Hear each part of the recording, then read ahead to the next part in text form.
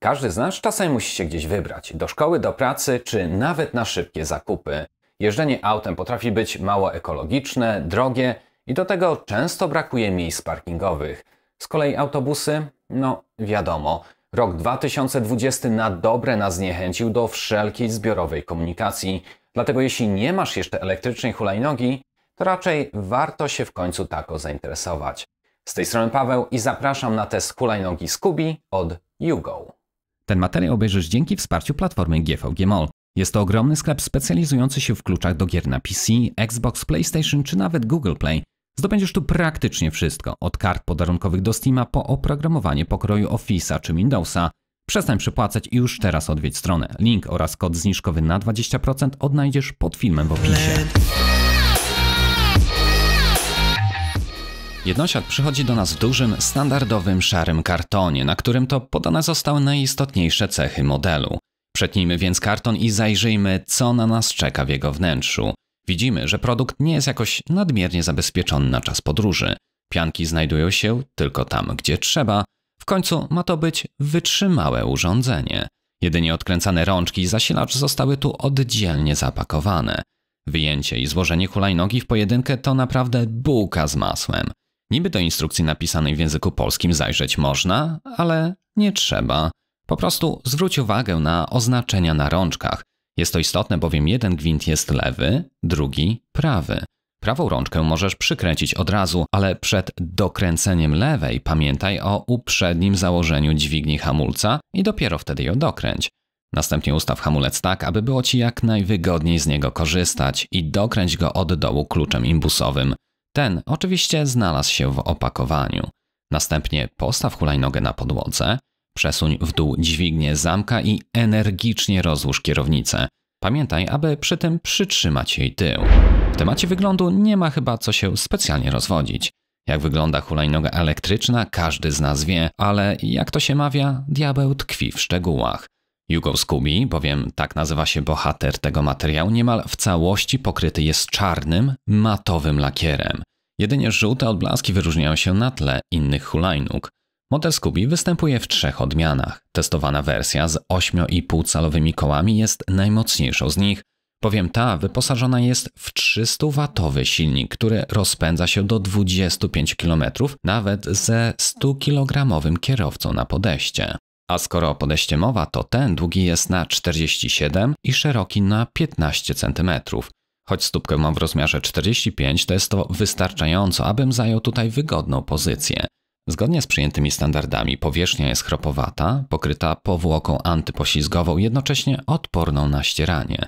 Daje to bardzo dobre trzymanie i pewność powierzchni w czasie jazdy, ale wadą jest to, że brudzi się ona naprawdę bardzo łatwo.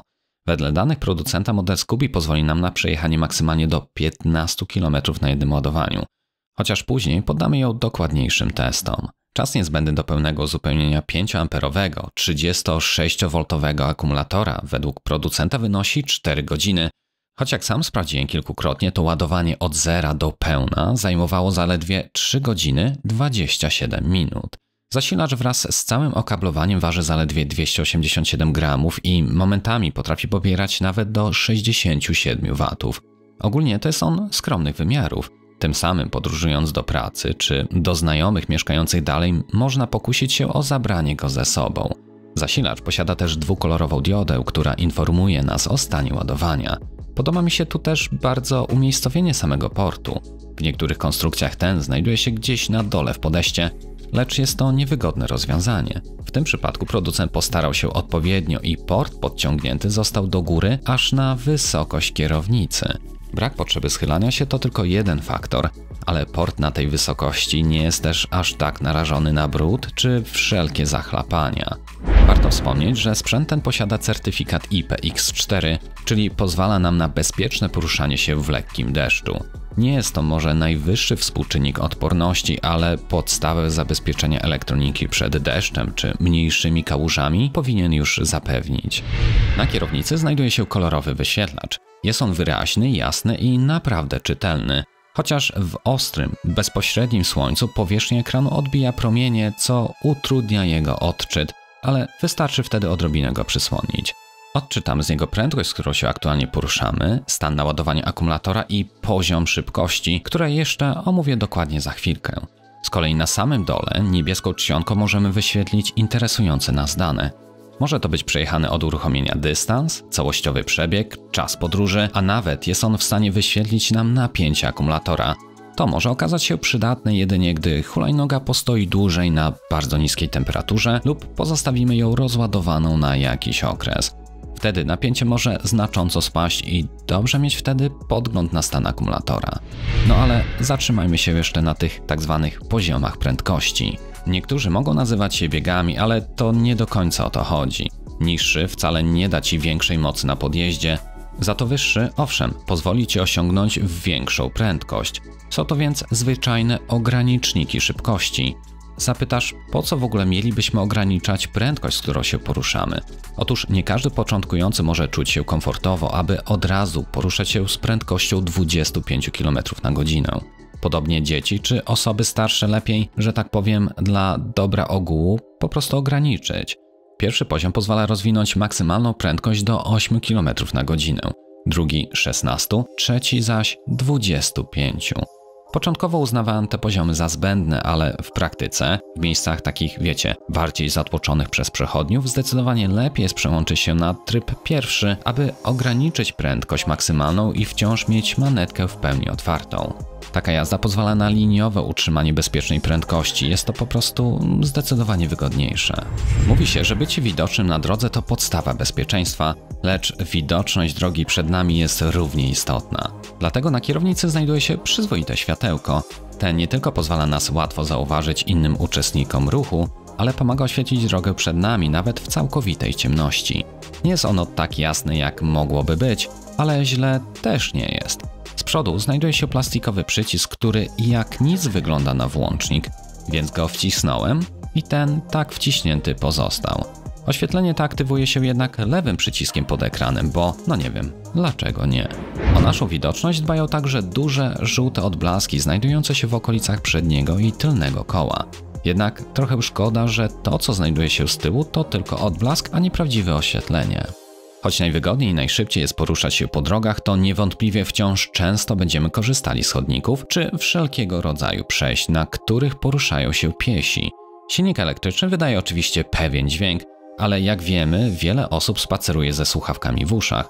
Wtedy już z oddali grzecznie jest poinformować ich o naszej obecności. Pomoże nam w tym zainstalowany na kierownicy donośny dzwonek. Hulajnoga długa jest na 113,5 cm, wysokość kierownicy wynosi 119, a szerokość 42,5 cm. Waży przy tym niespełna 14 kg. Do podestu zamocowana jest mała, choć naprawdę mocna stopka, pozwalająca wygodnie oprzeć nasz pojazd na twardej powierzchni. Jak sama nazwa sugeruje, zastosowano tutaj 8,5-calowe ogumienie. Wiadomo, że im większa średnica koła, tym wyższy komfort jazdy, co ma niebagatelne znaczenie w środowisku miejskim, w którym nie brakuje chodników, kostek brukowych czy wszelkiej innej formy nierówności. Niemniej opona ta pozbawiona jest dętki, przez to traci ona na komforcie. Jednak nie jest też aż tak źle. Te tutaj zostały wykonane w technologii honeycomb, czy jak kto woli, w technologii plastra miodu. Oznacza to, że opona nie jest w całości wypełniona twardą gumą, a znajdują się w niej wycięcia właśnie w kształcie plastrów miodu, które pozwalają już na jakąś formę amortyzacji. Rozwiązanie to nie będzie tak komfortowe jak dętka, ale opona taka jest nieporównywalnie bardziej żywotna. Nie musisz w niej monitorować ciśnienia, ani nigdy nie złapiesz kapcia. Jeśli wymieniałeś kiedykolwiek dętkę w takiej twardej, grubej, 8,5-calowej oponie, to zakładam, że preferujesz właśnie to rozwiązanie. Dobrze, a w jaki sposób nią ruszyć? Najpierw przytrzymujemy włącznik, aby aktywować system i gaz do oporu, ale co jest? Czemu nie jedzie? Otóż hulajnoga ta posiada coś, co nazywane jest bezpiecznym startem.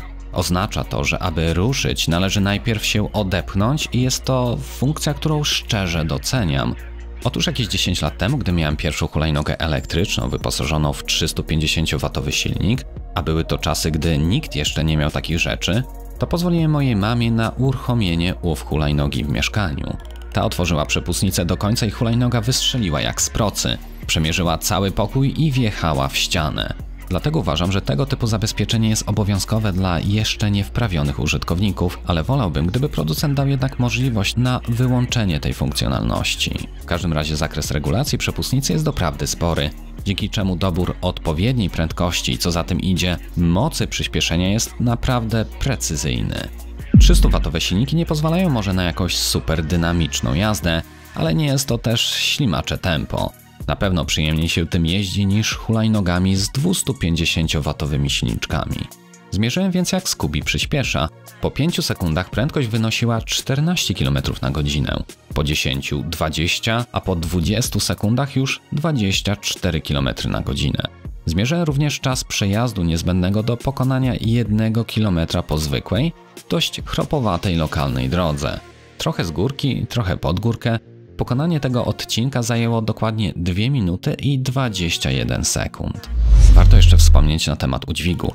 Producent wspomina, że maksymalne obciążenie dla hulajnogi wynosi do 100 kg, jednak po płaskim czy z górki dał radę na niej podróżować w 2 osoby wraz z zakupami, czyli było to troszkę ponad 150 kg i naprawdę nic się nawet nie urwało. Jednak takie wyczyny nie są wskazane. Z kolei jeśli chodzi o hamulce, to te łapią z opóźnieniem i z takim samym opóźnieniem odpuszczają. A to z tego powodu, że nie tylko tylny bęben nas spowalnia, ale także znajdujący się z przodu silnik elektryczny. Z początku wydaje się to trochę dziwne, ale po czasie bierzemy na ten fakt poprawkę. Na wyhamowanie mojej osoby z prędkości 25 km na godzinę do zera z lekkiej górki potrzebne było 7,3 metra. Bez plecaka i w lżejszym ubiorze było to 83,2 kg. Z kolei na wyhamowanie osoby ważącej 99,8 potrzeba było już pełnych 11 metrów. Czas na weryfikację maksymalnego zasięgu, lecz ten, jak wiemy, uzależniony jest od kilku czynników, chociażby takich jak prędkość, z jaką się poruszamy, wzniesienia, siła i kierunek wiatru, a nawet chropowatość powierzchni. Dlatego ja, ważący 80 kg, uzyskam dystans krótszy, aniżeli osoba ode mnie lżejsza. Tak więc po kilku dniach przejażdżek, takich wiecie, w ramach wdrożenia się, przeprowadziłem 2 sprawdziany polegające na całkowitym rozładowaniu baterii. Trasa ta sama, lecz pierwszy test polegał na ograniczeniu prędkości do 16 km, czyli jazda na drugim trybie. Tym sposobem udało mi się przejechać niespełna 13 km, ale było to już takie, powiedziałbym, powolne doczłapywanie się. W zasadzie gdzieś od tego 11 km hulajnoga traciła swą moc. Kolejny test zjazdu na pełnym ogniu, dobijając 25 km na godzinę, zakończył się pokonaniem 12,5 km. Może i waży 80 kg, ale w pełnym ubiorze i ekwipunku z plecakiem, z kaskiem, z telefonem i rękawiczkami, ciężar, który musiała dźwigać ta hulajnoga, zamykał się w granicach 85 kg, przynajmniej w czasie moich testów. Tak więc warto też mieć to na uwadze. Finalnie to hulajnoga od Yugo bardzo mi się podoba. Chętnie z niej korzystam zawsze wtedy, gdy do przejechania mam jakiś krótszy dystans. Troszkę boli mnie tu brak dedykowanej aplikacji oraz ten właśnie niski zasięg. Ale jeśli ten jest dla Ciebie wystarczający, to frajda z jazdy jest przednia. Scooby ma sporo zalet, z czego jedną z najważniejszych jest właśnie niska cena. Link do aktualnej, jak zawsze, w opisie poniżej. Jeżeli podobał Ci się ten materiał, to warto zostawić subskrypcję, a jeśli już subskrybujesz, to pamiętaj o zaglądaniu na stronę www.techmaniakhd.pl. Z mojej strony to wszystko i dziękuję, że zostaliście ze mną do końca. Trzymajcie się. Hej!